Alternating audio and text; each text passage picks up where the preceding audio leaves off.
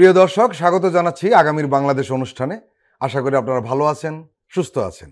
আজকে আমাদের সঙ্গে অতিথি হিসেবে রয়েছেন সাবেক সংসদ সদস্য এবং বিএনপির নেত্রী নীলুফার চৌধুরী মনি, রয়েছেন প্রধান উপদেষ্টার senior assistant press secretary Foyez Ahmad. আপনাদের দুজনকেই স্বাগত। ধন্যবাদ। আমরা শুরুতে যাব নীলুফার চৌধুরী মনির কাছে। বিএনপির মহাসচিব মির্জা ফখরুল ইসলাম আলমগীর বলেছেন, জাতীয় নির্বাচন নিয়ে কোনো শঙ্কা দেখছি না, তবে আমরা কিছুটা উদ্বিগ্ন। কিছু সংখ্যক ব্যক্তি বা রাজনৈতিক দল অযাচিতভাবে শঙ্কা সৃষ্টির চেষ্টা করছে। কি সেই শঙ্কা আপনাদের দৃষ্টিতে? সেটা হলো যে একটা শ্রেণী তারা চায় না যে বাংলাদেশে ইলেকশন হোক, কিংবা শেখ হাসিনা ব্যতীত, আওয়ামী লীগ ব্যতীত নির্বাচন কেউ করুক। এটা হচ্ছে তাদের মূল উদ্দেশ্য। আওয়ামী লীগের কাছে সবচেয়ে দেশ শান্তিপ্রিয় ছিল, এটা বোঝাতে চায়। যে কোনো মূল্যে আবার আওয়ামী লীগে আসুক, এটা তারা চায়। আওয়ামী লীগ যে আপনার শুধু পতিত না, মরে যাওয়া একটা দল হয়ে গেছে, এটা তারা বুঝতে চায় না। এবং এই জায়গা থেকে তাদের তো টাকার অর্থের অভাব নাই, তারা বিভিন্ন জায়গায় আপনার নাশকতার যে কোনো ঘটনা ঘটাচ্ছে, হঠাৎ জঙ্গি মিছিলগুলো শুরু করছে, এবং রাজনীতিবিদদের সহ দেশের মানুষকে ভয় দেখানোর জন্য প্রত্যেকটা যে কাজগুলো, সেগুলোর সঙ্গে তারা কোনো না কোনোভাবে জড়িত হয়ে যাচ্ছে। তো এই যে দেশের এখন এমন অবস্থা যে আপনি দেখেন, গত এক সপ্তাহে আমরা যা দেখেছি, আমরা একটা দলের শীর্ষ নেতাকে বেধড়ক পিটানির মাধ্যমে আমরা দেখেছি তার জীবন এখন জীবন মৃত্যুর মাঝখানে, বা সে আদৌ সুস্থ হবে কিনা সেটা নিয়েও একটা প্রশ্ন। আপনার রাজবাড়িতে যে ঘটনা ঘটেছে, ইতিহাসে কখনো এরকম ঘটনা বাংলাদেশে ঘটেছে কিনা আমরা জানি না, লাশ কবর থেকে তুলে নিয়ে পুড়ে ফেলেছে। তো এই ধরনের বিভিন্ন রকম নেক্কারজনক ঘটনাকে কেন্দ্র করে নির্বাচনটাকে বানচাল করার একটা শ্রেণী চেষ্টা করছে, যেটা বিএনপির মহাসচিব যেটাকে বুঝিয়েছেন যে এরকম যে একটা শ্রেণী চাচ্ছে না, বাট নির্বাচন নিয়ে আমরা উদ্বিগ্ন না এই মুহূর্তে। তো যদি চেষ্টা করে, আমার মনে হয় যে বাংলাদেশের জনগণ এটা সহজভাবে নেবে না, ছাড়বে না। যে যেভাবেই চেষ্টা করুক, পতিত শক্তি চাইলেই, ইচ্ছা করলেই আবার ঝলসে উঠতে পারে না, এটা আমি বিশ্বাস করি। ফয়েজ আহমদ, যে করেই হোক ফেব্রুয়ারির প্রথমার্ধেই নির্বাচন হবে, পৃথিবীর কোনো শক্তি নাই এ নির্বাচনকে ঠেকাতে পারে, এমন মন্তব্য করেছেন প্রধান উপদেষ্টার প্রেস সচিব, আপনাদের কলিগ শফিকুল আলম। দেশের আইনশৃঙ্খলা পরিস্থিতি নিয়ে যে গতকাল রোববার যে অন্তর্বর্তী সরকারের প্রধান উপদেষ্টা প্রফেসর মোহাম্মদ ইউনূসের সভাপতিত্বে উচ্চ পর্যায়ের বৈঠকে এসব কথা বলা হয়েছে বলে তিনি জানিয়েছেন। তিনি আরও কিছু কথা বলেছেন। তিনি জানিয়েছেন যে বৈঠকে জটিকা মিছিল সহ বেআইনি সমাবেশের বিষয়ে মনিটরিং জোরদার করবে সরকার। এছাড়া এর নেপথ্যে যারা সক্রিয় রয়েছেন তাদের বিরুদ্ধে কঠোর আইনি ব্যবস্থা নেওয়া হবে। আমরা দেখছি যে প্রতিদিন কোথাও না কোথাও একটা না একটা সহিংস ঘটনা ঘটছে। এটা থামানো না গেলে একটি সুষ্ঠু নির্বাচন নিয়ে তো শঙ্কার জন্ম হতেই পারে, যেটা বিএনপির মহাসচিব মির্জা ফখরুল আশঙ্কা প্রকাশ করেছেন। কি বলবেন? প্রতিদিন একটা না একটা সহিংস ঘটনার কথা বলছেন। সরকারের দিক থেকে বা স্বরাষ্ট্র মন্ত্রণালয়ের দিকে অ্যাসেসমেন্ট সেটা একটা না, গড়ে প্রায় 4টা সারা দেশে হয়। সারা দেশে গত এক বছরে স্ট্রিট প্রোটেস্ট বা রাস্তা ব্লক করে দিয়ে আন্দোলনের ঘটনা 1600-এরও বেশি। 1600-র বেশি? জি। সুতরাং এই যে ঘটনাগুলি, এটাকে আপনাকে দুইভাবে অ্যাসেস করতে হবে। দুই ভাবের আবার কয়েকটা ভাগ আছে। প্রথম কথা হচ্ছে, একটা অভ্যুত্থান উত্তর যে পরিস্থিতি, পোস্ট রেভলিউশন এনার্কি, এটা থাকে। এটা পৃথিবীর 20 থেকে 22টি দেশ যদি আপনি গবেষণা করেন, যে সমস্ত জায়গায় ঠিক আমাদের মতো নয়, আমাদের যে অভ্যুত্থান সেটাকে আমরা বলছি ইউনিক, পৃথিবীর কোথাও আর এই ধরনের অভ্যুত্থান ঘটেনি। কিন্তু অভ্যুত্থানের ঘটনা তো দেশে দেশে ঘটেছে। অভ্যুত্থান পরবর্তীতে দেশগুলিতে কি হয়েছে, আপনি যদি ওই জিনিসগুলি অ্যানালাইসিস করেন, আপনি দেখবেন প্রায় প্রত্যেকটি জায়গায় একটি স্বাভাবিক অবস্থার মধ্যে পৌঁছাতে 2 থেকে 2.5 বছর 3 বছর সময় লাগে। In terms of all, I mean economic টার্মসে, আপনি সোশ্যাল ভ্যালুজ বা সোশ্যাল অর্ডারে, স্টেবিলিটির জায়গায়, সব জায়গায়। সুতরাং ওই জায়গায় যদি আপনি বিবেচনা করেন, স্টিল আমরা হোপফুল জায়গায় আছি যে আমাদের ইকোনমিক জায়গায় খুব শক্তিশালীভাবে দাঁড়িয়েছে, আমাদের অন্যান্য জায়গা খুব স্বাভাবিক বা সচলভাবে কাজ করছে, আমাদের এডুকেশনাল ইনস্টিটিউটগুলি অলমোস্ট নর্মালিসির মধ্য দিয়ে ফাংশন করছে। আমাদের একটাই বড় প্রবলেম, সেটা হচ্ছে যে আমাদের যে আইন শৃঙ্খলা পরিস্থিতি সেটাকে আমরা ঠিক যেই মাত্রায় প্রত্যাশা করি সেই মাত্রায় নিয়ে আসা এখনো সম্ভব হয়নি। কেন হয়নি? এর কারণ হচ্ছে আপনি যেই পুলিশিং সিস্টেমের মধ্যে দিয়ে ছিলেন সেই জায়গায় আছেন। এখন দেখুন, আপনি অভ্যুত্থান পরবর্তী পুলিশ আর অভ্যুত্থান পূর্ব পুলিশের আচরণ একই রকম আপনি প্রত্যাশা করেন না। নিশ্চয়ই। ইভেন পুলিশ ইটসেলফ নিজেরাও প্রত্যাশা করে না যে তারা অতীতে যে ধরনের আচরণ নাগরিকদের সঙ্গে করেছে, যে আচরণের কারণে মানুষের মন থেকে তাদের সকল সম্মান উঠে গেছে তাদের প্রতি, সেই জায়গাটা তারা ফিরে যাক। তাদের মধ্যে প্রত্যাশা কাজ করে যে নাগরিকরা পুলিশকে সত্যিকার অর্থেই নাগরিকদের বন্ধু হিসেবে গ্রহণ করবে।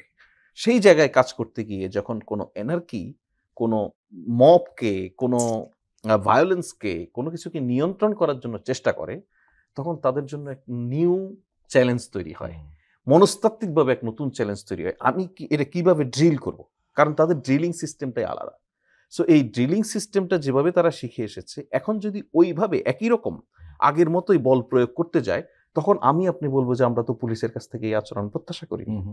আবার একই সঙ্গে যখন পুলিশ ঠিক ওয়েস্টার্ন পুলিশের মতো আচরণ দেখানোর চেষ্টা করে, তখন মানুষ পুলিশের উপর হামলে পড়ছে বা মানুষ সেটাকে কোনোভাবে সম্মান দেখাচ্ছে না, তখন আপনি বলছি যে পুলিশ কেন এখানে আরো কঠোর হচ্ছে না। এটা কিন্তু একটা ডিলেমা। এটা এটা এটা আছে, এটা থাকাটা অস্বাভাবিকও নয়। এই বাস্তবতায় এটা হচ্ছে ল অ্যান্ড অর্ডারের বাস্তব পরিস্থিতি। এর মধ্য দিয়ে আমাদেরকে ডেভেলপ করে যেতে হবে। আমরা ডেভেলপ করছি, আমরা আরো ডেভেলপ করব। বা আমাদের নিউ রিক্রুটমেন্ট যেমন হচ্ছে, নতুন নতুন পলিসি নিতে হচ্ছে, নতুন নতুন কৌশল বাহিনীগুলিকে ধারণ করতে হচ্ছে এই পরিস্থিতি মোকাবেলার জন্য। এখন আপনার প্রশ্ন হচ্ছে ইলেকশন। দেখুন, ইলেকশন যে কোনো পরিস্থিতিতে, আমি বলছি যে অভ্যুত্থান পরবর্তী নির্বাচন আর অন্যান্য নির্বাচনের মধ্যে একটা মৌলিক তফাৎ আছে। সেই মৌলিক তফাতের বাইরে গিয়েও যদি আমি চিন্তা করি, যে কোনো সময় একটি স্বাভাবিক ইলেকশনের সময় election time it's a highly sensitive time বাংলাদেশের জন্য, এই সাবকন্টিনেন্টের জন্য। ইলেকশনের সময় পৃথিবীর অনেক দেশ আছে যেখানে ইলেকশন হয়, নাগরিকরা জানেও না যে তার দেশে একটা ইলেকশন চলছে। কিন্তু এই সাবকন্টিনেন্ট আপনি দেখেন, ইলেকশন ঘিরে কিন্তু নাগরিকদের মধ্যে নানান উদ্দীপনা তৈরি হয়। ইলেকশন ঘিরে মানুষ নতুন কাপড় চোপড় কিন্তু পর্যন্ত কেনে। অর্থাৎ ভোটের যেই মাননীয় প্রধান উপদেষ্টা একটা বিষয় বলেছেন যে ঈদের দিনের মতো, উৎসবের মতো করে ভোটটাকে আপনারা উদযাপন করুন। সেই জায়গায় যদি আমরা সত্যিকার অর্থে দেখতে চাই, তাহলে আপনি এই সোশ্যাল ক্যাওয়াসটাকে একটা রিস্ক হিসেবে আপনি অ্যানালাইসিস করছেন। কিন্তু আপনি অতীতের ইলেকশনগুলির পলিটিক্যাল যে ভায়োলেন্স, ইলেকটোরাল ভায়োলেন্স, সেটাকে যদি অ্যাসেস করেন, আপনি দেখবেন এই জিনিসগুলি ইলেকশনের সাধারণত প্রভাব তৈরি করে না। তাহলে আমাদের রিস্কটা কি? আমাদের রিস্কটা হচ্ছে যে পতিত পরাজিত শক্তি, এই শক্তি নির্বাচনের ক্ষণ যখন বলা হচ্ছে, নির্বাচনের সময় যখন বলা হচ্ছে, তারপর থেকে তারা উদ্গ্রীব, তারা মরিয়া, কিভাবে দেশকে গণতান্ত্রিক অগ্রযাত্রায় ব্যাহত করা যায়।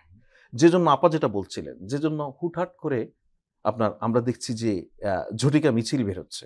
এই ঝটিকা মিছিল খুব আতঙ্কের বা আশঙ্কার কোনো বিষয় নয়, এটা পরিষ্কার করে বলি।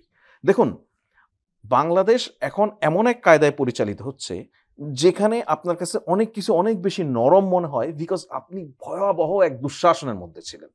সেখান থেকে এসে একটু স্বাভাবিক পরিস্থিতিতে আপনার এত দুর্বল কেমনে সরকার হয়? সরকারের এটা হওয়া উচিত, এটা আপনি টের পাবেন আরো 5 বছর পরে কি হতো।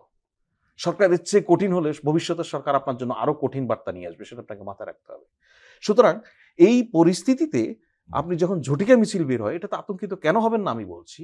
আপনি যখন ভয়াবহ দুঃশাসন, যখন 28 অক্টোবরের যে বিএনপির অফিসের সামনে হামলা, সেই হামলার পরে মাত্র কয়েকদিনের মাথায় প্রায় 20,000-22,000 নেতাকর্মীকে অ্যারেস্ট করে জেলে ভরা হয়েছিল। সেই সময়ে বিএনপির নেতারা কিন্তু, বিশেষ করে বিএনপির সিনিয়র যুগ্ম মহাসচিব জনাব রুহুল কবির রিজভীকে আমরা নানান সময় দেখেছি, উনি বিভিন্ন সময় ভোর রাতে পর্যন্ত উনি ঝটিকা মিছিল বের করেছেন না? ঝটিকা মিছিল আসলে ঠেকায় দেওয়ার কোনো ক্যাপাসিটি ওই শেখ হাসিনার দুঃশাসনের সময়ও তার এরকম অ্যাগ্রেসিভ যারা ইন্টারসেপ্ট করতো সবকিছুতে নাগরিকদের কমিউনিকেশন অ্যাক্সেসে, তারাও ঠেকাতে পারেন। সুতরাং এই ঝটিকা মিছিল ঠেকানো গুরুত্বপূর্ণ নয়, বরঞ্চ গুরুত্বপূর্ণ হচ্ছে এই ঝটিকা মিছিল যারা অর্গানাইজ করছে, পরিকল্পনা করছে, এই জায়গাটাকে হাত দেওয়া। সরকার সে বিষয়ে খুব শক্তিশালীভাবে কাজ করছে, খুব কঠোর পদক্ষেপ গ্রহণ করেছে। ইতিমধ্যে বেশ কিছু লোকজন অ্যারেস্ট হয়েছেন এবং এই প্রক্রিয়ার সঙ্গে যারা জড়িত তারা প্রত্যেকেই খুব অল্প সময়ের মধ্যে আইনের আওতায় চলে আসবেন। মাথায় রাখবেন, ফেসিবাদকে আবার এখানে জাগ্রত করার যে কার্যক্রম, এই কার্যক্রম শুধুমাত্র আপনার চেনা জানা পলিটিশিয়ানরা করছে না। এই কার্যক্রমে অনেক অনেক ভদ্রলোক জড়িয়ে পড়েছেন, এটা নানানভাবে খবর পাওয়া যাচ্ছে। সুতরাং আপনি এই সমস্ত ভদ্রলোকরাও যদি ধারণা করেন উনি বুদ্ধিজীবীর মুখোশ পরে বসে থাকবেন আর তলে তলে রাজনৈতিক ষড়যন্ত্রে লিপ্ত হবেন, উনি পার পেয়ে যাবেন, এটা ভাবার কোনো কারণ নেই, কারণ government is very serious about holding the election. Nilufar Chowdhury Moni. Press সচিব শফিকুল আলম আরও জানিয়েছেন যে ওই বৈঠকে ফেসিবাদী শক্তি যখন দেখছে দেশ নির্বাচনের দিন এগিয়ে যাচ্ছে এবং জুলাইয়ের হত্যার সঙ্গে জড়িতদের বিচার দ্রুতই এগুচ্ছে, তখন তারা বেশ বেপরোয়া হয়ে উঠেছে, যেটা আপনি একটু উল্লেখ করলেন। এখানে তাদের এই আচরণ, যেটা ফয়াজ আহমদ এটা উল্লেখ করেছেন, এটা কিন্তু আমাদের টোটাল জাতীয় নিরাপত্তার একটা ইস্যু, শুধু নির্বাচন নয়। এখন প্রশ্ন হচ্ছে যে আপনি নিশ্চয়ই লক্ষ্য করেছেন, যেহেতু আপনি একদম হার্ড করে লোক পলিটিক্যাল, যখন রাজনৈতিক দলগুলো বিশেষ করে ফ্যাসিস্ট বিরোধী দল এবং গোষ্ঠীর মধ্যে বিরোধ বাড়ে তখন এরা তত বেশি সক্রিয় হয়। এরা যখন এক জায়গায় হয়ে যায় তখন এরা আবার চুপ হয়ে যায়। আপনার কাছে আমার প্রশ্ন যে ফ্যাসিস্ট বিরোধী রাজনৈতিক দলগুলো যে ইতিবাচক ভূমিকা থাকার কথা ছিল সেটির অনেক ঘাটতি দেখা যাচ্ছে বলে অনেকে মন্তব্য করছেন। এই অভিযোগের জবাবে আপনি কি বলবেন? এটা খুব দুঃখজনক। এটা দুঃখজনক এই জন্য যে কথা কিন্তু একদম অসত্য বলছে তা কিন্তু না। সত্যিকার অর্থে ফ্যাসিস্ট বিরোধীরা এত বেশি নিজেকে নিয়েই ব্যস্ত হয়ে গেছে যে ওই বিচার পর্যন্ত অপেক্ষা করে নাই, জনগণকে কি কমিটমেন্ট দিয়েছিল সেটাও তারা খোঁজ রাখে নাই, এবং যে কারণে ফ্যাসিস্টকে বিতাড়িত হতে হয়েছে ঠিক একই কারণের মানে পুনর্চর্চাগুলো হচ্ছে এবং তারা নিজেরাই এখানে ক্রিয়ানক হিসেবে ব্যবহৃত হচ্ছে। সেই হিসেবে আমি বলতে চাই যে যারা নিজেকে জুলাই সন্তান মনে করে, যারা নিজেদের ফ্যাসিস্টের অধপতনের জন্য নিজেদেরকে বীর মনে করে, তারা সেই জায়গা থেকে মানে বাস্তুচ্যুত হয়েছে।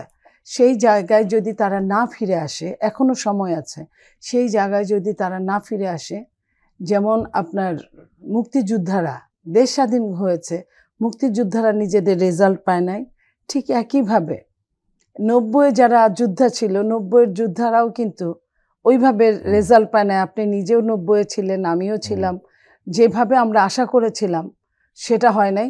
কিন্তু এইখানে একটা কথা বলতে চাই, 90 যাওয়ার পরে যখন 91 একটা সরকার আসলো, সেই সরকার আমাদের যে মূল্যায়নটা করতো, পরবর্তীতে আমি আমার কথাই বলি, আমি এমপি হয়েছি, আরও অনেক অনেক রাষ্ট্রীয় পদে আমি অধিষ্ঠিত ছিলাম, কিন্তু ওই যে শ্রদ্ধা ভালোবাসা যেটা ছিল সেটার মতো হয় নাই। কিন্তু তবুও কিছুদিন ছিল, কারণ ম্যাক্সিমামের কিন্তু ওই খাই একটা অভ্যাসটা ছিল না, দু একজনের ছিল, এটা বিচ্ছিন্ন ঘটনা, কিন্তু এখন কিন্তু ম্যাক্সিমাম। ইদানিং রাজনৈতিক দলগুলো যে বক্তব্য দেয়, যেমন ধরুন বিএনপি যখন বক্তব্য দেয় কোনো নেতা কোনো জায়গায়, তখন জামাতের বিরুদ্ধে এনসিপির বিরুদ্ধে 5 মিনিট দিলে 4 মিনিট বলে।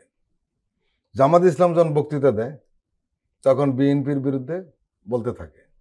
এনসিপি যখন বক্তব্য দেয় তখন বিএনপির বিরুদ্ধে বলতে থাকে। কিন্তু মজার ঘটনা যেটা, এই তিনও শক্তি কাঁধে কাঁধ মিলিয়ে ফ্যাসিস্টের বিরুদ্ধে লড়াই করেছে। বিশেষ করে বিএনপি এবং জামাত গত 15 বছরে হেন অত্যাচার নাই, নিপীড়ন নাই, নির্যাতন নাই যার শিকার হয়নি। কিন্তু সবার আচরণ দেখে কি মনে হয় জানেন? যারা কোনো নিপীড়ন নির্যাতনের শিকারই হয়নি।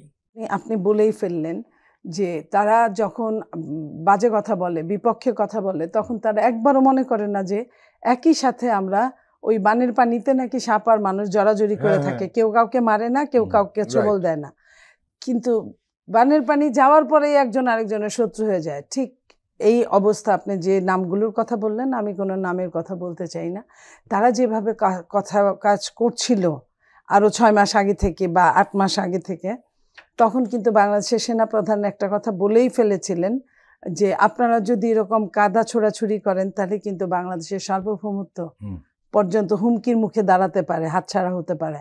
তো সেটার পরেও কিন্তু তাদেরকে দমানো যায় নাই। এবং একটা জায়গায় এখন পর্যন্ত মিল আছে, যেটা হলো নির্বাহী প্রধান যখন ডাকেন সব দলকে কোনো ক্রাইসিস মোমেন্টে, তখন সবাই যান এবং এক কথায় ওই ক্রাইসিস মোমেন্টটাকে মোকাবেলা করেন একসাথে। এই একটা জায়গা ছাড়া আমি আর কোনো জায়গা দেখি না তাদের, এবং এত জঘন্যতরভাবে মানে তাদের প্রতিবাদের ভাষা থাকে। এই ধরনের যে স্লোগানগুলো কাদের মাথা থেকে উৎপত্তি এবং কেন, এই স্লোগানগুলোর অর্থ হলো ঠেকাও, অমুককে ঠেকাও, এই ঠেকানোর রাজনীতি করার জন্য। তো এই ঠেকানোর রাজনীতি করতে করতে কিন্তু গা বাঁচতে লুম বাঁচতে গা উজাড় হয়ে যাবে।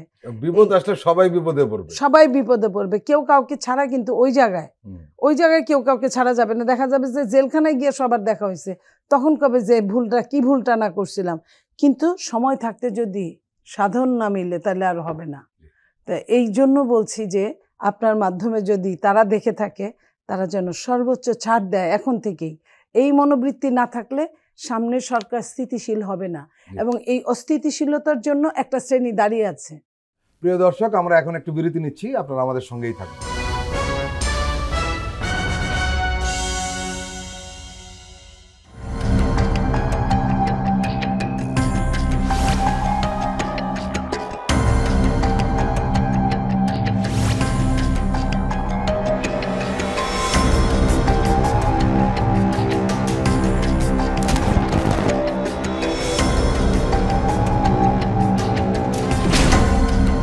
ফ্যাসিবাদের দিনলিপি, গবেষণা ও উপস্থাপনা সাইদ খান, প্রযোজনা আফরোজা সুলতানা ও মামুন মাহমুদ।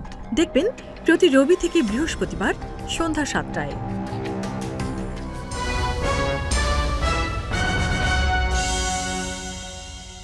প্রিয় দর্শক, আবারও স্বাগত আগামীর বাংলাদেশ অনুষ্ঠানে। আজকে আমাদের সঙ্গে আলোচনায় রয়েছেন সাবেক সংসদ সদস্য, বিএনপি নেত্রী নীলুফার চৌধুরী মনি, রয়েছেন প্রধান উপদেষ্টার senior assistant press secretary Foyez Ahmad. Foyez Ahmad, স্বরাষ্ট্র উপদেষ্টা কিছু বক্তব্য রেখেছেন যেটা মিডিয়ায় বেশ আলোচিত হচ্ছে।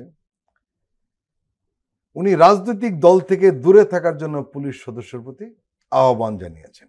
তিনি আরও বলেছেন যে আপনারা কোনো বিশেষ দলের হয়ে কাজ করবেন না, নিজেকে রাজনৈতিক দলের কর্মী ভাববেন না। এই কথা বলার অর্থ কিন্তু এটাই বোঝায় যে পুলিশ কোনো বিশেষ রাজনৈতিক দলের নেতাদের কথা শুনছে না। দেখুন, এটা যে সবসময় এটাই মিন করবে যে এই মুহূর্তেই পুলিশ কোনো বিশেষ রাজনৈতিক দলের নেতাদের কথা শুনছে বলেই স্বরাষ্ট্র উপদেষ্টা এই কথাটি বলেছেন, তা নয়। রাজনৈতিক দলের হয়ে পুলিশ যদি ফাংশন করে তাহলে এর পরিণতিটা কি হয় এটা পুলিশ উপলব্ধি করেছে।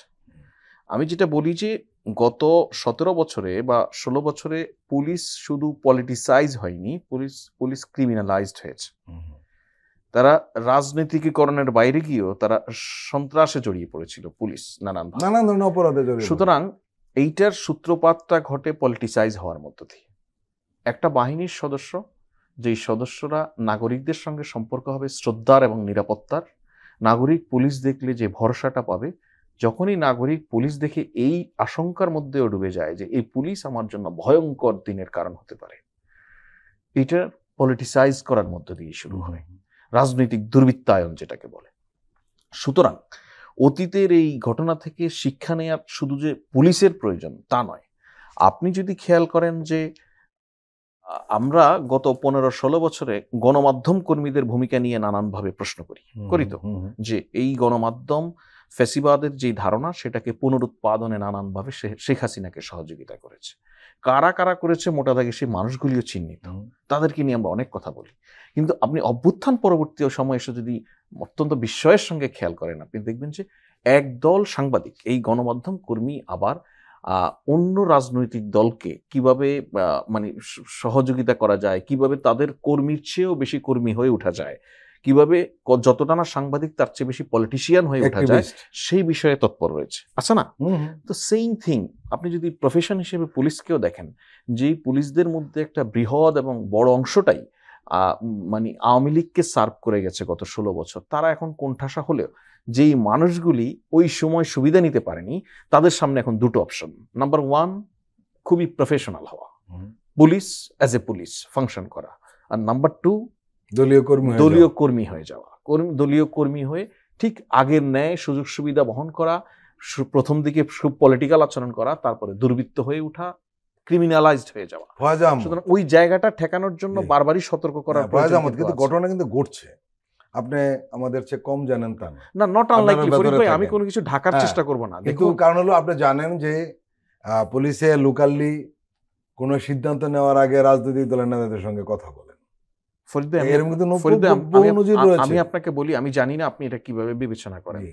পলিটিশিয়ানদেরকে আমরা নানানভাবে নানান সময়ে নানান বক্তব্য, বয়ান, বিবৃতির মধ্য দিয়ে ছোট করি, খাটো করি, কিন্তু ট্রু ফ্যাক্ট হচ্ছে যে বাংলাদেশ রাষ্ট্রের আজকের পর্যন্ত যে অগ্রযাত্রা, এর পিছনে সবচেয়ে বড় ভূমিকা পলিটিশিয়ানদের।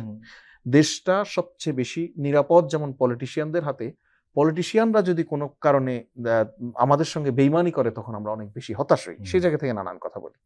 সুতরাং আপনি যদি আমাদের প্রান্তিক পর্যায়ে যেটা বলছেন যে পুলিশ সহ অন্যান্য যে কোনো আইন শৃঙ্খলা বাহিনী বলেন, যে কোনো অ্যাডমিনিস্ট্রেটিভ ওয়ার্ক করার জন্য বলেন, তাহলে স্থানীয়ভাবে পলিটিশিয়ান কারা? পলিটিশিয়ান মানে কিন্তু ওখানকার মান্যগণ্য মানুষগুলি আইডিয়ালি চিন্তা করেন, তাদের সঙ্গে পরামর্শ করার একটা ব্যাপার থাকতেই পারে। কিন্তু একই সঙ্গে আপনি যে আশঙ্কার কথাটা বলছেন, দেখুন একটি রাজনৈতিক সরকার যখন ক্ষমতায় থাকে অটোমেটিক্যালি তার কিছু ফুড সোলজার সারা দেশে থাকে, তার জেলা কমিটি থাকে, উপজেলা কমিটি থাকে, ইউনিয়ন কমিটি এবং ইউনিট কমিটি পর্যন্ত থাকে, তাই না? আর মহানগর কমিটি তো বাদই দিলাম ধরেন। সো এইভাবে একদিকে সরকার আর প্যারালালি পলিটিক্যাল পার্টির একটা স্ট্রাকচার সারা দেশে বিস্তার ঘটায়। কিন্তু যখন এই ইন্টারিম গভর্নমেন্ট দায়িত্ব নিল, বা ইন্টারিম গভর্নমেন্টের কিন্তু সারা দেশে কোনো ফোর্স নাই, তার সারা দেশে কোনো পার্টি নেই। সুতরাং তার পার্টি কারা? ইন্টারিম গভর্নমেন্টের যেই মানুষগুলি ঐক্যবদ্ধভাবে একসঙ্গে আলোচনার টেবিলে বসে প্রফেসর ইউনূসকে দায়িত্ব দিয়েছেন, অন্তর্বর্তী সরকারকে গঠন করার উদ্যোগ নিয়েছেন, সিদ্ধান্ত নিয়েছেন, সেটি ঘটিয়েছেন, তারাই হচ্ছে ইন্টারিম গভর্নমেন্টের ফোর্স। সেই ফোর্স কারা? সেই ফোর্স ধরেন আপনি বিএনপি, সেই ফোর্স জামাত, সেই ফোর্স ইসলামী আন্দোলন বাংলাদেশ, সেই ফোর্স পরবর্তীতে পার্টি হওয়া এনসিপি, এবি পার্টি, সব পার্টি, তাই না? তো সরকার প্রত্যাশা করে এই রাজনৈতিক দলগুলি তৃণমূলে দায়িত্বশীল ওই ভূমিকাটা রাখবে যেটা সোসাইটিকে ঠান্ডা রাখার জন্য করবে। নিশ্চয়ই এরকম ভূমিকা সরকার প্রত্যাশা করে না যেখানে আওয়ামী লীগ, বিএনপি, জামাত, অন্যান্য পার্টির লোকজন একসাথে মিলিত হয়ে বৈঠক করে ভয়াবহ সব অপরাধ কর্মে লিপ্ত হবে। সুতরাং আপনি ওই বাস্তবতায় চিন্তা করলে আমরা পুলিশ পলিটিক্যাল পার্টিগুলির সঙ্গে আলাপ করুক, সিদ্ধান্ত নেওয়ার জন্য সুবিধা হয়, পলিটিক্যাল পার্টি অনেক পরামর্শ দিতে পারবে, সেটা নিয়ে কোনো অসুবিধা নেই, ব্যবহৃত যাতে না হয়। কিন্তু যদি কোনো পার্টির হয়ে যায় পুলিশ, তাহলে তাকে মাথায় রাখতে হবে তার পরিণতি আবার খারাপ। এই কথাটাই হয়তো স্বরাষ্ট্র উপদেষ্টা মনে করে দেওয়ার চেষ্টা করেছেন। নীলুফার চৌধুরী মনি, 5ই অগাস্টের পর এটা নতুন বাংলাদেশের স্বপ্ন তরুণরা দেখছে, আমরাও দেখছি। আপনি বলুন তো, এই ভোট কেন্দ্র পাহারা আর কতকাল চলবে? কতকাল, যতকাল আপনি সিস্টেম চেঞ্জ না করবেন ততকাল চলবে। যে পর্যন্ত ভোট কেন্দ্রে তো মূলত গ্যাঞ্জামটা করে পলিটিক্যাল দল। হ্যাঁ, আপনার পলিটিক্যাল দলের আপনার স্টেবিলিটি নাই, আপনার চরমভাবে অস্থিতিশীল, চরমভাবে মাইট ইজ রাইট এখানে বলবৎ রয়েছে। সেইখানে আপনি তো সুন্দর আশা করতে পারেন না। আপনাকে সুন্দর করে সাজাতে হবে, তারপরে আপনাকে সুন্দর আশা করতে হবে। আপনার ডিসিএসপির কথা পুলিশ শুনবে, পুলিশের একটা বাহিনী এসপির হাতে, আপনার আনসার এসপির হাতে শুনবে, প্রিজাইডিং অফিসার। আপনি যে কথাগুলো বলছেন সেই পুরনো ধারাবাহিকতা। আমি তো ধারা, আমার প্রশ্নটা কথা হলো যে রাজনৈতিক দলগুলো, আমি আপনাকে একদম স্পষ্টভাবে একজন গণমাধ্যম কর্মী হিসেবে বলি, রাজনৈতিক দলগুলো যদি চায় যে দেশে একটি সুষ্ঠু নির্বাচন তারা করবে, সেখানে প্রশাসনের ভূমিকাও লাগে না, খালি ভোট গণনা ছাড়া। রাজনৈতিক দল তো চায় যে এরকম যে আমারটা ঠিক থাকলে সব ঠিক। তো আমারটা ঠিক থাকলে আপনার যার মেন্টালিটি এমন, আপনি মাইন্ডসেট চেঞ্জ করতে পারেন নাই। আপনি যদি ইলেক্টেড হয়ে প্রথম দিন থেকেই একদম 5 বছর পর্যন্ত আপনি মাইন্ড চেঞ্জের রাজনীতি করতেন, তাহলে একটা জায়গায় আসতে পারতো হয়তো বা। আপনারা তো কেউই আমরা করি না, যখনই আমরা পাশ করে যাই তখন আর অন্যদিকে আমাদের কোনো নজর থাকে না। কেমনে ধরো মারো কাটো খাও গেল 1 নাম্বার। 2 নাম্বার, নেক্সট টাইমে আমি আবার কিভাবে আসতে পারবো সেটার জন্য যা যা করার, কখনো ত্রয়োদশ সংশোধনী, কখনো পঞ্চদশ সংশোধনী, কখনো 5ম সংশোধনী, কখনো এই যে আবার যেটা হবে সেটার নাম কি হবে, সপ্তদশ বা অষ্টদশ হবে। তো এই যে সংশোধনী তখন নিয়ে আসবে কি মাই ফর। এই জায়গাটায় আমরা আমাদের নিজেদের মাইন্ডসেট চেঞ্জ না হলে, সবচেয়ে মাইন্ডের হলো আমি, আমার, এই আমি আর আমারটা যে পর্যন্ত রাজনৈতিক নেতারা দূরে সরাতে না পারবে, যে পর্যন্ত আমরা বলতে না পারবে, ততক্ষণ পর্যন্ত কিছুই হবে না। তো আপনি তারপরেও তো নির্বাচন হতে হবে, তারপরেও সরকার ক্ষমতায় বসতে হবে, রাষ্ট্র পরিচালনায় বসতে হবে। সো দ্যাট কি করবে, ওই আবহমান কাল থেকে যা চলছিল ব্রিটিশ পিরিয়ড থেকে ওই পিরিয়ডের মতোই হবে। তো এত কিছু যে চেঞ্জ হয়েছে, এখন তো আমি আর আপনি যদি 3 জন এখানে স্বচ্ছ থাকতাম, তাহলে তো আমরা ব্যালটও দরকার পড়তো না, আমরা অনলাইনেই করতাম। বাড়ির থেকে, ঘর থেকে ভোটটা পাঠায় দিলে কি হইতো, আপনার খরচ 10 ভাগের 8 ভাগ কমে যেত, আপনার কোথাও যাইতে হতো না ওই যোগ করলে। কিন্তু আমার মনের মধ্যে তো 2 নাম্বারে, আমি তো ফেক আইডি খুলে রাখছি 200টা। তো তা আমার তো 200 নাম কারা কারা মারা গেছে, ওই নামে আমি আবার ফেক আইডি খুলবো, ওই নাম দিয়ে আমি ভোট পাঠাবো, তাহলে তো হবে না। তো সেই জন্য এটা এখন বলা, এই মুহূর্তে বলা একদম অরণ্যের রোদন। আপনি বলতে চাচ্ছেন ওই জায়গায় পৌঁছতে আর একটু সময় লাগবে? আরো সময় লাগবে। যদি যে সরকার আসবে সে যদি মনের দিক থেকে মনে করে যে এই দেশটা সবার, সব স্টেক হোল্ডারদের আমি তাদের হিস্সা ফেরত দিব, তাইলেই একমাত্র সম্ভব।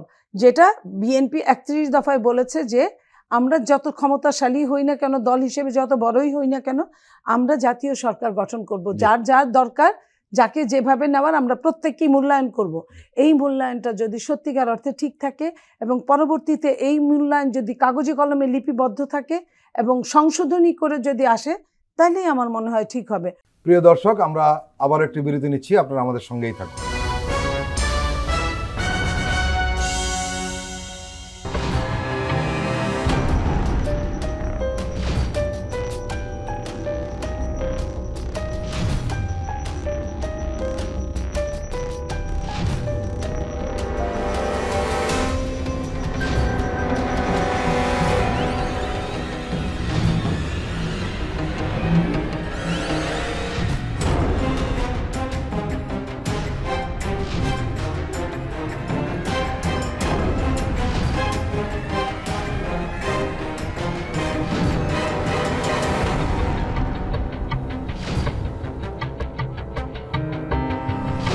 কেমন আছে অর্থনীতি দেখবেন প্রতি সোম ও মঙ্গলবার রাত 10:20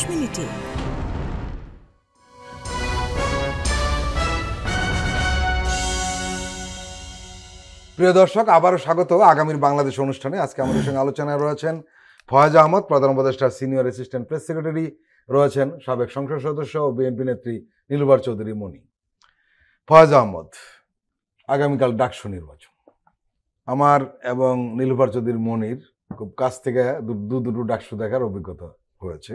আমরা দেখেছি যখন ডাকসু নির্বাচন হয় যেদিন, সেদিন বাংলাদেশে কোনো রাজনৈতিক কারো কোনো অনুষ্ঠান থাকে না, কেউ কারো কোনো অনুষ্ঠান থাকে না, গরুয়া বা বড় সেমিনার কিচ্ছু থাকে না, সবাই যার যার বাসায় বসে খোঁজ দিতে থাকে যে ইলেকশন কি। এর মানে হলো এটা অত্যন্ত গুরুত্বের সাথে দেখা হয়, সেকেন্ড পার্লামেন্ট অফ বাংলাদেশ এরকম বলা হয়। ডাকসু নির্বাচনটা এবার জমজমাট হয়েছে এবং সবচেয়ে বড় কথা হলো ডাকসু নির্বাচনের ইতিবাচক দিক হলো ডাকসু নির্বাচনে যারা মূল প্রতিদ্বন্দ্বী তারা সবাই ফেসিবাদ বিরোধী শক্তি। ফেসিস্টের পক্ষে যারা রয়েছে এরকম দুই একজনের নাম আমরা শোনা যায়, আমরা ধরে নিচ্ছি তাদের অবস্থা তত সুবিধা না। এটা একটা পজিটিভ দিক। যিনি পাশ করুক না কেন তারা সবাই ফেসিস্ট বিরোধী শক্তি। আরেকটা বিষয় সেটা হলো যে এই ডাকসু নির্বাচনটাকে সুষ্ঠু নির্বাচন ব্যাপারে সবাই আগ্রহী। এই কারণে কোনো না কোনোভাবে এই নির্বাচনের প্রভাব জাতীয় নির্বাচনে পড়বে। কেউ কেউ একটা কথা বলার চেষ্টা করেন যে ডাকসু নির্বাচনের ফলাফল জাতীয় নির্বাচনে পড়বে। আমার ব্যক্তিগত অভিজ্ঞতা সেটা তত শুদ্ধ নয়, কারণ অতীতে আমরা দেখেছি যারা ডাকসুতে পাশ করেছে জাতীয় নির্বাচনে তারা একটি আসনও পায়নি, এমন নজিরও রয়েছে। মূল কথা হলো ডাকসু নির্বাচন আমরা সুষ্ঠু চাই। সরকারের দৃষ্টিভঙ্গিটা আমাদের একটু জানাবেন। ডাকসু হচ্ছে একটা বিশ্ববিদ্যালয় ছাত্র সংসদের নির্বাচন। সেটা নিয়ে জাতীয় পর্যায়ে পৃথিবীর অন্য কোনো দেশে হয়তো এরকম জাতীয় পর্যায়ে সেটা পৃথিবীর কোনো দেশে নাই। আমরা জাতি হিসেবেই আমরা খুব রাজনীতি প্রেমী, নির্বাচন প্রেমী। তো যেই কথাটা ধরুন আপা আগে বলছিল ইলেকশন কেন্দ্রিক, ধরেন আমাদের পার্শ্ববর্তী দেশ ভারতে ওদের যখন পঞ্চায়েত ইলেকশন মানে আমাদের লোকাল গভর্নমেন্ট ইউনিয়ন পরিষদ ইলেকশনের মতো, ওদের ত্রিপুরার আমাদের এই পাশে ব্রাহ্মণবাড়িয়া বা এরকম, ওখানে কিন্তু ইলেকশন হয়ে যাওয়ার পরে ব্যালট বাক্স 1 মাস থাকে, 7 দিন তো থাকে অনেক জায়গাতে। হ্যাঁ, তো ওখানে কিন্তু কেউ হাত দেয় না।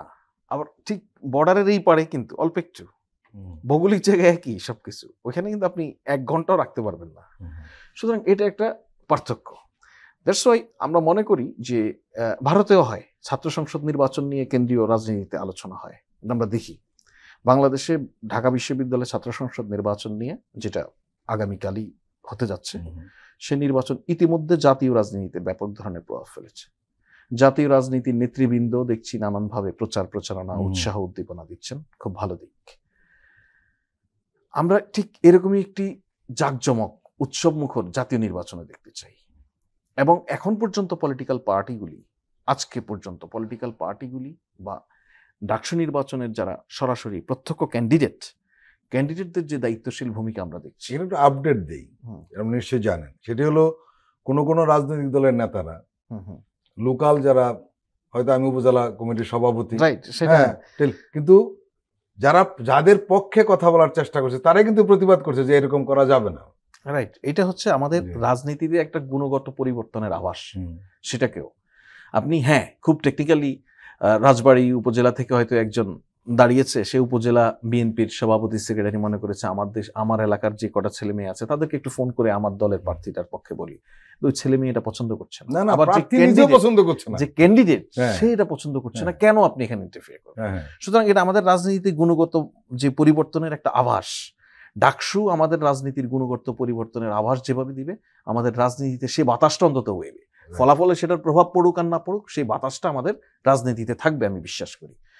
কিন্তু একই সঙ্গে আমি মনে করি না যে ডাকসু নির্বাচন কেমন হবে সেটা দিয়েই জাতি নির্বাচন কেমন হবে এটা নির্ধারিত হবে। ডাকসু নির্বাচন অত্যন্ত শান্তিপূর্ণ, সুষ্ঠু করার জন্য সরকার সকল সহযোগিতা করতে প্রস্তুত। এটার নির্বাচনের দায়িত্ব বিশ্ববিদ্যালয় প্রশাসন, তারা যত ধরনের সহযোগিতা চাইবে, মাননীয় প্রধান উপদেষ্টা স্বরাষ্ট্র মন্ত্রণালয় থেকে অপরাপর যে সমস্ত সংস্থা বাহিনী যাদের রয়েছেন সবাইকে পরিষ্কার নির্দেশনা দিয়েছেন যে ঢাকা বিশ্ববিদ্যালয় কর্তৃপক্ষের সঙ্গে যোগাযোগ করে তারা যত ধরনের সহযোগিতা সরকারের কাছ থেকে এই নির্বাচনকে সুষ্ঠু শান্তিপূর্ণ করার জন্য প্রয়োজন মনে করবে তার সবই যেন দেওয়া হয়। সুতরাং একটি বিশ্ববিদ্যালয় অ্যাডমিনিস্ট্রেশন দীর্ঘদিন পর একটি ডাকসু নির্বাচন হতে যাচ্ছে, সেটা যেভাবে আয়োজন করবে, এখানে আমরা একটা জিনিসের মিল খুঁজে পাই, সেটা হচ্ছে আমাদের জাতীয় নির্বাচনটাও কিন্তু দীর্ঘদিন পর হবে। আপনি কিন্তু ভাবার কোনো কারণ নাই, গত 24 সালেই তো একটা নির্বাচন হয়েছে।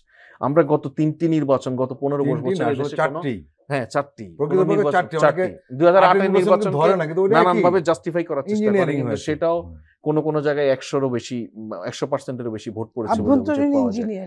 সো এই যে দীর্ঘ সময় নির্বাচনহীনতা, এটার পরে একটি নির্বাচন পাওয়া, তার মানে একটি নির্বাচনের শান্তিপূর্ণ নির্বাচন বা শুদ্ধ নির্বাচন কিরকম এটা আমাদের দেশের অনেক মানুষ ভুলেও গেছে। নির্বাচন বলতে মনে করে আওয়ামী স্টাইলের যে নির্বাচনগুলি দেখেছে, সেই জায়গা থেকে ডাকসু আমাদের জন্য একটা শিক্ষা হোক, লার্নিং প্রসেস হোক, ডাকসুর সুবাতাস আমাদের জাতীয় রাজনীতিতে বড়, সেটা আমরা চাই। কিন্তু কোনোভাবেই ডাকসুর নির্বাচনের ফলাফল, ডাকসুর নির্বাচনের মধ্য দিয়ে আমি মনে করি না এটা আমাদের জাতীয় রাজনীতিতে কোনো প্রভাব ফেলবে। আপনি যেটা খুব রাইটলি পয়েন্ট আউট করেছেন যে অতীতেও ডাকসুতে জয় লাভ করেছে এরকম তার দল কিন্তু জাতীয় নির্বাচনে গোহারা হেরেছে, এমন ঘটনা ঘটেছে। কিন্তু ডাকসুর সবচেয়ে উল্লেখযোগ্য যে কথাটা আপনি বলছিলেন যে ডাকসুতে প্রধান প্রতিদ্বন্দ্বী যাদের নাম আমরা শুনতে পাই নানানভাবে, তারা প্রত্যেকেই ফ্যাসিবাদ বিরোধী যে আন্দোলন, সেই আন্দোলন অত্যন্ত সক্রিয় ভূমিকা রেখেছে। আমরা এই আস্থাটুকু রাখতে চাই একই সঙ্গে ফ্যাসিবাদ বিরোধী আন্দোলনে ভূমিকা রাখা মানুষগুলি যেন নিজেরা আগামী একদিন মাত্র আছে নির্বাচনের দিন, এমন কোনো আচরণ, এমন কোনো কর্মকাণ্ডে লিপ্ত না হয় যেটা ফ্যাসিবাদের পদধ্বনি আমরা আবার শুনতে পাই তাদের কারণে। নীলবার চৌধুরী মনি, আপনার অভিজ্ঞতা রয়েছে দুটো ডাকসু 89 আর 90, আমরা খুব কাছ থেকে দেখার, কেউ বলে আপনারা সৌভাগ্যবান, কারণ দীর্ঘদিন বন্ধ থাকে এবং অনেক আশ্চর্য যে আপনারা দুটো ডাকসু নির্বাচন পেয়েছেন, এরকম প্রশ্ন আমাদেরকে কেউ করে। যাই হোক, আমরা কিন্তু একটু গুণগত পরিবর্তন হয়েছে। আমি 4 থেকে 5 দিন ক্যাম্পাসে গিয়েছিলাম এইবার। আসলে আমাদের সমাজে ভোটারদের বা রাজনৈতিক দলগতভাবে যে প্রভাব বলয়, এগুলো এখন কিচ্ছু নেই। আমার মনে হচ্ছে ভোটারদের মানসিক অবস্থা 100% বদলে গেছে। আমাদের সঙ্গে কোনো মিলই নেই, এরা পার্সোনাল চয়েসের উপর নির্ভর করছে একটা বড় অংশ। এবং কিছু জরিপ বেড়েছে, দেখা গেছে যে একটা বড়ই অংশই কোনো প্যানেল নিয়ে চিন্তা করছে না, এর মানে একটু আলাদা হয়েছে। সম্ভবত কেউ আমাকে একজন রাজনৈতিক বিশ্লেষক বলছিলেন যে এটা হয়তো এই কারণে হয়েছে যেহেতু এরা একটা বিপ্লবের সঙ্গে, একটা গণ অভ্যুত্থানের সঙ্গে সবাই সংশ্লিষ্ট ছিলেন, এই কারণে একটু আলাদা মানসিকতা তৈরি হয়েছে। এই ডাকসু নির্বাচন আপনি কিভাবে দেখছেন? এবার দেখেন, ডাকসু নির্বাচনটা যদি বছর হতো তাহলে এর চেয়ে ভালো কিছু হতো না। অনেক নেতৃত্বের বিস্ফোরণ ঘটতো, পজিটিভ রাজনীতি ওয়েলকাম করতো। তো সেটা যেহেতু হয় নাই, একটা শ্রেণী চায় নাই যে বাংলাদেশে নেতার সংখ্যা বাড়ুক, কর্মী থেকে হঠাৎ আপনাদের হঠাৎ বিরুদ্ধে নেতা- কিন্তু অভিযোগ রয়েছে হ্যাঁ, হতে পারে। যে কেউ কেউ বলে যে ডাকসু নির্বাচনে আমান খোকন প্যানেলের বিজয় জাতীয় রাজনীতিতে বড় প্রভাব ফেলেছে। এবং এটা স্বীকার করতে অস্বীকার করার উপায় নেই। ছাত্রদল তখন কি পরিমাণ শক্তিশালী ছিল, কিন্তু এরপর কিন্তু বিএনপি 91 থেকে 96, 2001 থেকে 2006 তখন আর ডাকসু নির্বাচন হয়নি। যদি বছর বছর ইলেকশন হতো, বছর বছর আমান খোকনের মতো সৃষ্টি হতো Right. ভিপিজিএস, তাহলে কিন্তু এই ভিপিকে ওই দুর্ভিক্ষণ যন্ত্র দিয়ে দেখতে হতো না। Right. তাহলে কিন্তু সচরাচর কথা বললেই আমাদের মতো হতো। সেইখানে হয় নাই। আমরা আশা করব প্রথমে যে এটা যে চালু হলো এই ট্রেনটা, আর যাতে না থামে। এটা যেন না থামে, বছর বছর হোক, তারা 365 দিনের জন্য হোক, বা এটা ডাবল হোক, 2 বছরও হলে ভালো। তো তবু যেন এটার চেইনটা না ভাঙে। তো এটা একটা। 2 নাম্বার হলো এনভায়রনমেন্ট মানুষকে অনেক কিছু শেখায়, হতে দেয়। আমাদের সময় এক ধরনের এনভায়রনমেন্ট ছিল, অ্যানালগ দুনিয়ায় আমরা থাকতাম। অ্যানালগে তখন দেখা যাইতো, আপনার মনে পড়ে যে কায়সার হামিদ দাঁড়াইছিল গোলাপ ফুল নিয়ে, এরকম। তো তাকে দেখে মানুষ যেখানে যেত ওইখানে মেয়েরা ভিড় করতো, ছেলেরা ভিড় করতো। তো এরকম এত দামি ফুটবলার কানন, তো ভিড় করতো। তো আমরা মনে করতাম যে যেহেতু সে বিএনপি থেকে দাঁড়ায় নাই, এই লোকটাই পাশ করে যাবে, এত লোক তারে ভিড় করে দেখছে। কিন্তু অবাক হওয়ার মতো ঘটনা যে তার মতো লোকও কিন্তু বিপুল ভোটে ফেল করেছে। এই কারণে যে চেহারা দেখা, অটোগ্রাফ নেওয়া এক জিনিস, আর ভোটের রাজনীতি অন্য জিনিস। ভোটটা অন্য না, তখন জিনিস। তখন অবশ্য দলীয় ব্যাপারটা খুব প্রাধান্য দলীয় ছিল। ব্যাপারটা প্রাধান্য পেত। কিন্তু এখন যে অবস্থাটা 2025 সালে, সেইখানে আপনি যেটা বললেন ওইটাই ঠিক। এখানে জুলাই বিপ্লব একটা ব্যাপার এখানে ঠাঁই পেয়েছে। এরা নির্ণয় করবে যে কার অবদান কতটুকু ছিল, কে বিক্রি হয়ে গেছে, কে হয় নাই, কে মুনাফিকি করেছে, কে করে নাই। ছেলে মেয়েরা খুব কাছে থেকে দেখেছে, কেউ বলে কেউ বলে না। এইসব ছেলে মেয়েদের কিন্তু আমরা আগে মনে করতাম যারা ফার্মের মুরগির মতো বড় হয়েছে, এরা বোধহয় অনেক কিছু জানে না, কিন্তু আমাদেরকে অবাক বিস্ময়ে তারা দেখিয়েছে যে তারা কতটা জানে। Right. তো সেই হিসেবে তাদের চিন্তাধারা আমাদের চিন্তাধারার মধ্যে অনেকটা ফারাক আছে। সেই ফারাকটা আমি মনে করি যে তাদের ম্যান্ডেট দেওয়া দেখে আমরা বুঝতে পারবো ফারাকটা কোথায়। ফয়েজ আহমদ, আপনার কাছে একটা বিষয় জানতে চাইবো, সেটি হলো যে আপনি একটু বলেছেন, আমরা একটু বলেছি, কিন্তু এই রাকসু ডাকসু জাকসু এই 3টা নির্বাচন খুব কাছাকাছি, একটার পর একটা হতে থাকবে। আপনি যাই বলুন না কেন, এই নির্বাচনগুলো সুষ্ঠু হওয়া খুব প্রয়োজন। কে পাশ করলো, কে আসলো, এটা আমাদের কিচ্ছু আসে যায় না। কারণ ঘুরে ফিরে যেটা বলছিলাম যে সবাই ফ্যাসিস্ট বিরোধী শক্তি। কেননা এটা যে সুষ্ঠু না হয়, তাহলে রাজনীতিতে কিন্তু সামনে নির্বাচনে এক ধরনের প্রভাব পড়বেই। মানে ওই যে নীলুফার চৌধুরী মনিজের শুরুতে বলছেন সংখ্যাটা কেন, সেই সংখ্যাটা জন্ম হতে পারে। হ্যাঁ, এইটা যেমন একটা খুবই মানে আমি বলবো গুরুত্বের সঙ্গে বিবেচনা করার বিষয়, যে ডাকসু রাকসু জাকসু যে ইলেকশনগুলি হচ্ছে না কেন, সেগুলি যতটা শান্তিপূর্ণভাবে নির্বাচনগুলি হবে, আমরা অ্যাটলিস্ট প্র্যাকটিক্যালি এটা বলা খুব মুশকিল, বাট আমরা মানসিকভাবে ধরে নিতে পারি আমাদের জাতীয় নির্বাচনটা সেরকমই একটা বাতাস বইবে, সেই জায়গা থেকে অন্তত নিশ্চিত করা। যদিও এটা প্র্যাকটিক্যালি নিশ্চিত না, আপনার ডাকসু শান্তিপূর্ণ হওয়ার মধ্য দিয়ে জাকসু শান্তিপূর্ণ হবে কি হবে না, এটা খুব প্র্যাকটিক্যালি আপনি নিশ্চিত করে বলতে পারেন না। নির্বাচন শান্তিপূর্ণ হবে কি হবে না সেটা নির্ভর করে সেখানে ক্যান্ডিডেটদের চরিত্র, ভোটারদের চরিত্র, ওখানকার অ্যাডমিনিস্ট্রেশন, নির্বাচন কমিশন সবকিছু মিলিয়ে আসলে। তারপরেও আমরা জেনারেলি একটা ধারণা করি যে এই ইউনিভার্সিটি সংসদগুলির নির্বাচন যেটি হবে, সেই নির্বাচনের প্রভাব আগামী জাতীয় নির্বাচনে পড়তে পারে, অন্তত পরিবেশগত বা শৃঙ্খলার দিক থেকে, তাই না?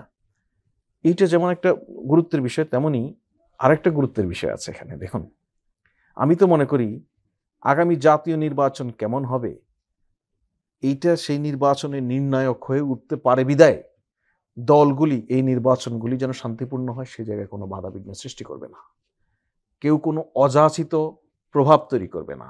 ফর এক্সাম্পল, ঢাকা বিশ্ববিদ্যালয়ে ছাত্র সংসদ নির্বাচনে যদি জামায়াত ইসলামী বা তার ছাত্র সংগঠন ইসলামী ছাত্র শিবির প্রভাব বিস্তার করে নির্বাচনকে ভণ্ডুল করার চেষ্টা করে বা নির্বাচনকে বিতর্কিত, নির্বাচনকে ত্রুটিপূর্ণ করে ফেলার চেষ্টা করে, আগামী নির্বাচনে জামাত কিন্তু ব্যালটের মধ্যে দিয়ে সেই রেজাল্টটা পেয়ে যাওয়ার ভয় আছে না?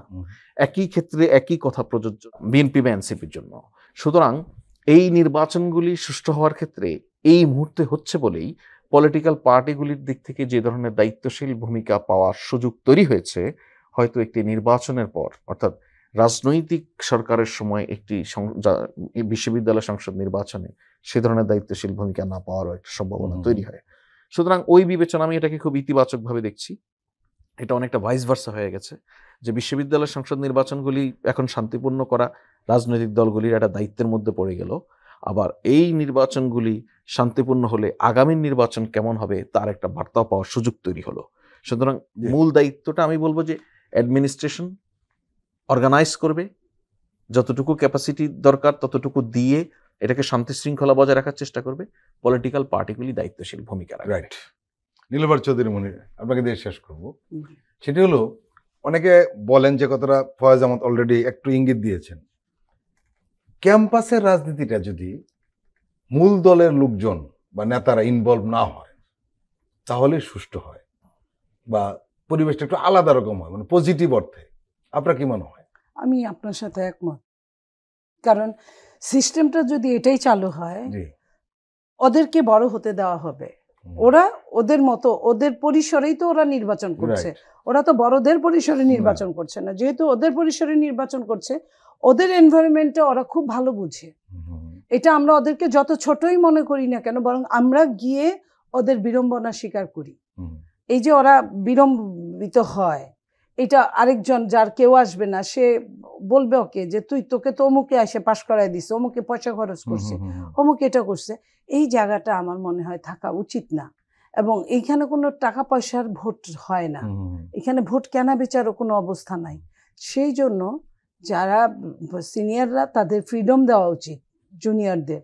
যদিও এখানে দলীয় পদ ওটা থাকতে পারে, কোনো সমস্যা নেই, থাকতেই পারে, কিন্তু তারপরেও একটা বাধ্যবাধকতা এটা সরকারের পক্ষ থেকে হলে ভালো হয়, যে কেউ এখানে কোনো হস্তক্ষেপ করবে না। একটা কমন একটা শর্ত কিছু থাকা উচিত, যেটা গভর্নমেন্ট দ্বারা নিয়ন্ত্রিত, শিক্ষা মন্ত্রণালয় থেকে, যে এইটুকু করতে পারবে, এইটুকু করতে পারবে না। আমার মনে হয় যে এটা হলে সামনের দিনগুলোতে, এই যে ইলেকশন যখন চালু হলো, যদি বছর বছর হয় তাহলে কিন্তু বছর বছরের সমস্যাগুলো বছর বছর দেখা দিবে। এখানে কিন্তু ডাকসু নির্বাচন আপনারা লক্ষ্য করেছেন, মূল দলের লোকজনের কিন্তু এবার কিন্তু না আনাগোনা আছে, তারা তাদের মতো ঘুরে ঘুরে চলে আসে। ওটা আরেক জিনিস। যেমন আপনি গিয়েছেন, বললেন যে আমি গিয়েছি, আমরা সাবেক ছাত্র হিসেবে যাই, ভালো লাগে ওই পরিবেশটা দেখার জন্য। কিন্তু আমি বলতেছি, কিন্তু আমরা কোনো প্রার্থীর সঙ্গে দেখা করার জন্য রাজনৈতিক দলের যে মূল নেতারা যেভাবে ইনভলভ হয়ে যেত, এবার কিন্তু সেভাবে ওপেনলি ইনভলভ হচ্ছে না। এর মানে তারা মনে করছে ছাত্ররা পছন্দ করবে না। এটা ইতিবাচক না, এটা প্রজন্মগত একটা গ্যাপ আছে, বড় একটা গ্যাপ আছে। এই প্রজন্মের ছেলেমেয়েরা অনেক কিছুই পছন্দ করে না। বাবা মার সাথে আমরা যেমন আগে কার সাথে আমার সন্তান মিশছে কিভাবে, এখন যদি বলা হয় যে তোমার বন্ধুটা এটা কে, তার ফ্যামিলি ব্যাকগ্রাউন্ড কি, তার বাবা, আর তুমি বাবা মার খবর নিয়ে কি করবা? ও তো আমার ফ্রেন্ড, আমি জানি না ও কোন এরিয়ায় থাকে, আমি জানি না। আমি তখন আরেকটা সমস্যায় পড়ে যাই, কারণ কখনো যদি ওর কোনো সমস্যা হয়, আমি কাকে ফোন করব, কাকে খোঁজ নিব, এই জিনিসগুলো ওরা এটা মাইন্ড করে, এটা আমি দেখেছি। তো এই জায়গা থেকে বলা যায় যে ওরা এই প্রজন্মটাই এমন। তো এটা হলে একদিক দিয়ে ভালো যে ওরা ওদের সার্ভাইভ করতে পারবে। আমরা যদি ওদের ঘাড়ে চড়ে চেপে বসি তাহলে ওরা কখনোই নিজেকে সার্ভাইভ করা শিখবে না। নীলুফার চৌধুরী মনি এবং ফয়েজ আহমদ, আপনারা দুজনে আমাদের দীর্ঘ সময় দিলেন, আপনাদেরকে আন্তরিক ধন্যবাদ। প্রিয় দর্শক, আজকের অনুষ্ঠান আমরা এখানে শেষ করছি। আপনারা ভালো থাকবেন, সুস্থ থাকবেন। আল্লাহ হাফেজ।